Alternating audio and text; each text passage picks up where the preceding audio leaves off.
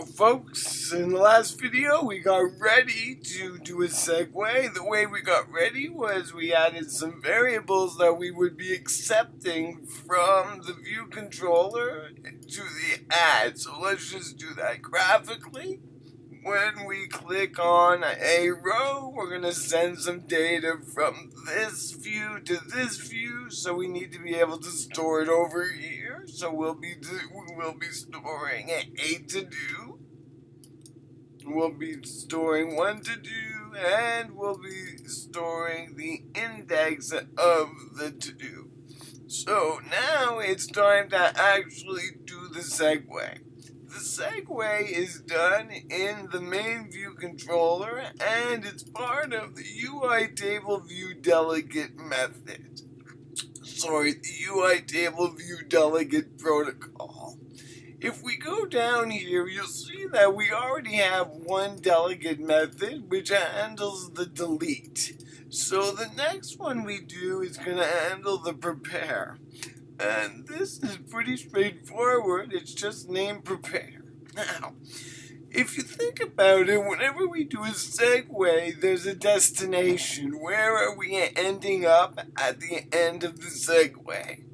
For either the add segue or the edit segue, our destination is the add and edit view controller.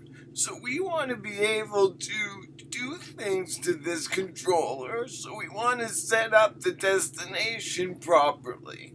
So let's go back to our view controller and let's do this. I'm going to say let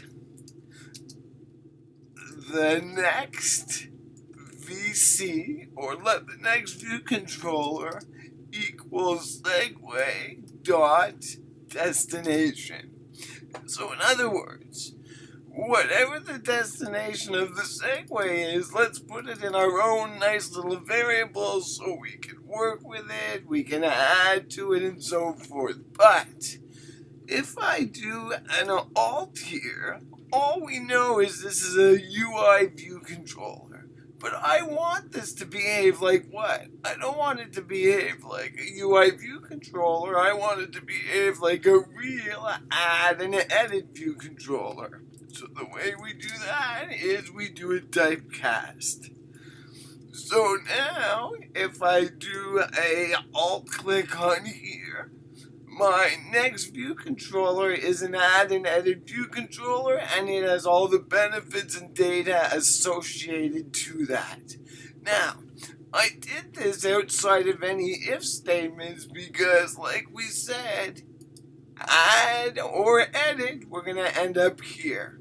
But now it's time to do something specific. So I want to check whether or not I've done an edit. So I'm going to say if the segue dot identifier is equal to the edit segue identifier. Don't forget, when we made a segue, we gave it a name, edit segue. This one was named add segue. Now, let's go back here. We're now in the edit segue, so that's good. Now, if we're in the edit segue, we know, or we hope, that a row in this table got clicked. Well, we know that I need to send some data over to my next view controller. But for me to send that data, I have to figure out which row got clicked. In other words, I have to figure out the index path of the selected row. So what we're going to do is something new, and theoretically it is possible that no row got clicked and we got here by error. So let's guard against that. So we're going to say if let index path equals what? Well, what we want to do is get the index path that was selected. So we're going to go to self. We're we're going to go to the table view, and we're going to go to index path. Index path for selected rows. There might be more than one row selected. The only row we care about is the first row. So, first of all, there might be no rows selected. That's why this is optional. If there is some rows selected, I'm taking the first one. So this is an array. That's why it's plural. So, if this line works out, in other words, if I make it to this point in the code, I know I have an index path, which is somewhere in that table. So what I'm going to do next is I'm going to say the next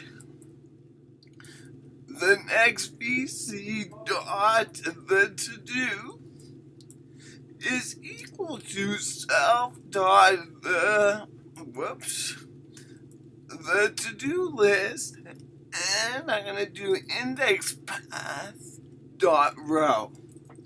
So I've now extracted the correct to-do from the to-do list, and I've sent it over to the next VC.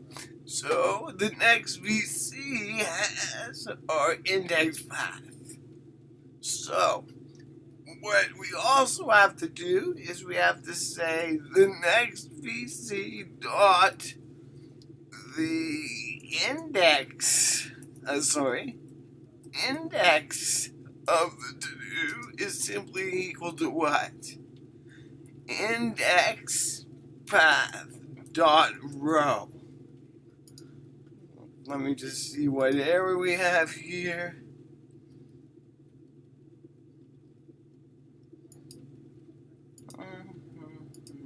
Let me put a question mark there. Okay, so we're going to use a question mark to make sure it's optional. I put an explanation. Sorry about that. So let's recap this little method. Whenever we click on a segue, no matter which one, the prepare method gets called. We first set up our next VC. If the segue is the edit segue, we figure out which row is selected. We then set the to-do of the next VC to the selected to-do, and we send in the index. So if we go back over here and we did an edit, we now know that these two have data and we're ready to rock and roll. If we have an add, we don't really have anything to do. We're just going to do the segue. Once this method finishes, the segue will actually carry on by itself. So there's nothing to do in the case of the add segue on the way in. We will do something on the way out, which we'll be discussing in later videos. But the bottom line is we've now sent data from the original view controller to the detailed view controller, and that's where we're going to start in the next video.